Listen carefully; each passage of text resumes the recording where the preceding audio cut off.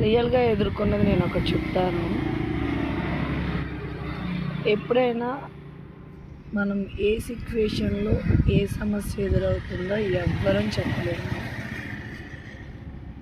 నేను కొన్ని వస్తువులు ఇంట్లో ఎలక్ట్రానిక్ వస్తువులు తీసుకున్నా. దాని ఈఎంఐస్ చాలా వరకు కట్టాను.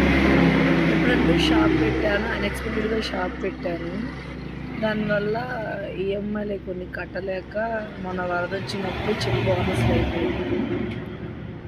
7 సంవత్సరాలు, 6 సంవత్సరాల నుంచి కాపాడుకున్న మట్టిలో కలిసిపోయింది. ఇప్పుడు స్కోర్ కూడా ఏం లేదు. ఒక 3 మంత్స్ నుంచి ఫ్రిడ్జ్ మా ఇంట్లో డబుల్ డోర్ ఫ్రిడ్జ్ తీసుకున్నా. ఆ ఫ్రిడ్జ్ ఇంకా ఒక 4 మంత్స్, 3 మంత్స్ అయింది.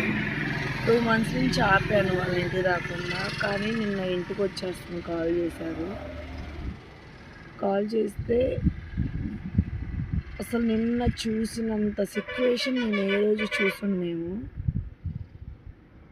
500 కోసం కూడా దగ్గర 10 నంబర్స్‌ని అడిగాను. కొంతమంది ఇవ్వగలిగిన వాళ్ళు ఇచ్చారు. ఇవ్వలేని వాళ్ళు ఇవ్వలేదు. కానీ కొంతమంది ఈ మధ్య నేను తీసుకోవడమే కానీ ఇవ్వడం చాలా లేట్ చేస్తున్నా. ఒకప్పుడు 50,000, ₹1,00,000 తెచ్చేదాన్ని కూడా ఈరోజు 500 పుట్టలేదు. అంటే వాళ్ళ తప్పు కాదు, వాళ్ళు ఇచ్చారు. బట్ నేనే దాన్ని పెట్టుకోలేకపోయాను. అయినా నో ప్రాబ్లమ్. నా ప్రయత్నం మాత్రం నేను ఆపలేదు. వాళ్ళు వస్తారు అన్నాను, కరెక్ట్‌గా నిన్నే వస్తానని చెప్పలా.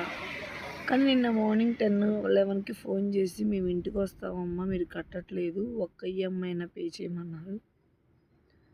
బ్యాంక్ బ్యాలెన్స్ ఏమో ₹5 ఉంది అకౌంట్లో. ఏం చేయాలో తెలియలేదు.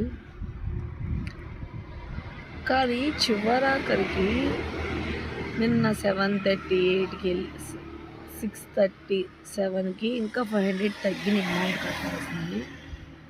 ఏదో నమ్మకం, గుడ్డి నమ్మకంతో కట్టడానికి ఉండిపోయాను. అలాగే సరుకులు కూడా తెచ్చుకుందామని వెళ్తే మధ్యలో ఫోన్ ఇస్తానన్న వాళ్ళు కూడా హ్యాండ్ ఇచ్చేశారు. ఇచ్చేస్తే ఇక లాస్ట్‌కి చీటీ వాళ్ళ ఫోన్ చేస్తే నాకు మొన్న పండగకి ఇవ్వాల్సిన బ్యాలెన్స్‌లో ఒక 500 ఆగిపోయింది. అది మధ్యాహ్నం చెప్పాను. సడన్‌గా ఇంకొక 10 నిమిషాల్లో కట్టే మూమెంట్‌లో నాకు మనీ పంపించాడు భయ్య. కానీ నేను ఒకటే చెప్తున్నా, ఏ సిట్యుయేషన్ ఎలా వస్తుందో తెలీదు. చెప్పలేము. కాబట్టి సంపాదించే రూపాయలో అట్‌లీస్ట్ ₹1 అన్నా పక్కన పెట్టాలి. ఎందుకు